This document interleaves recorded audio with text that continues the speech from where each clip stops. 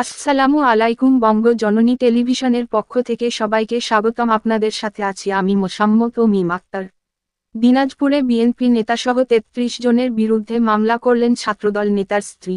চাঁদাবাজি, অপহরণ, জমি দখল ও সন্ত্রাসী কর্মকাণ্ডের সঙ্গে জড়িত থাকার অভিযোগে দিনাজপুর জেলা বিএনপির সাধারণ সম্পাদক বখতিয়ার আহমেদ কোচিসহ ৩৩ জনের বিরুদ্ধে দিনাজপুর সিনিয়র জুডিশিয়াল ম্যাজিস্ট্রেট আদালতে মামলা হয়েছে।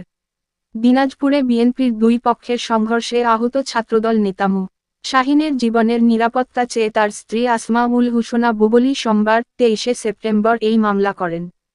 গত বৃহস্পতিবার ২৬ সেপ্টেম্বর মামলার বিষয়টি জানা যায়। এর আগে একই অভিযোগ এনে দিনাজপুর শহরের মুন্সিপাড়ায় নিমতলা প্রেসক্লাব মিলনায়তনে সংবাদ সম্মেলন করেন তিনি।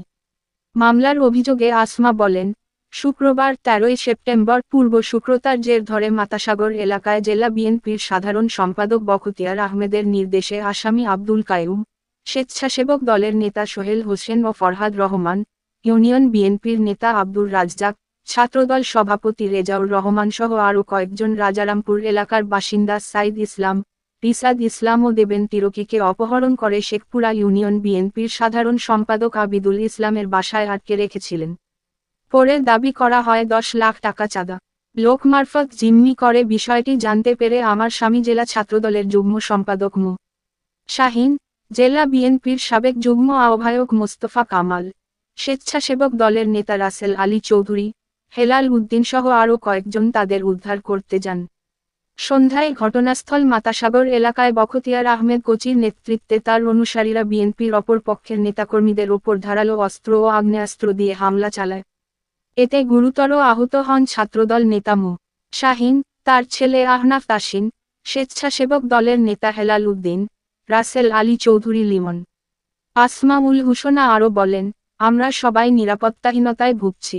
বর্তমানে আমার স্বামী দিনাজপুর জিয়া হার্ট ফাউন্ডেশনে নিবিড় পর্যবেক্ষণ কেন্দ্রে এবং ছেলে M Abdur Rahim medical college হাসপাতালে মুমূর্ষু অবস্থায় চিকিৎসাধীন আছে।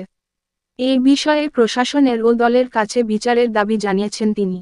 এ বিষয়ে জেলা বিএনপির সাধারণ সম্পাদক বখতিয়ার আহমেদ কোচি বলেন, জোরপূর্বক আমার বিরুদ্ধে দলের একটি পক্ষ মিথ্যা চাঁদাবাজির নাটক সাজিয়ে সামাজিক যোগাযোগ মাধ্যমে ছড়িয়েছিলেন।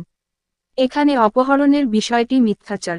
ছাত্রদল নেতা আহত শাহীনের স্ত্রী আসমাউল হুসনার অভিযোগ সঠিক নয়। এদিকে আদালত কোতালী থানার ভারপ্রাপ্ত কর্মকর্তা ওসি ফরিদ হোসেনকে বিষয়টি এজাহার হিসেবে গণ্য করে আইনি ব্যবস্থা গ্রহণের নির্দেশ দিয়েছেন।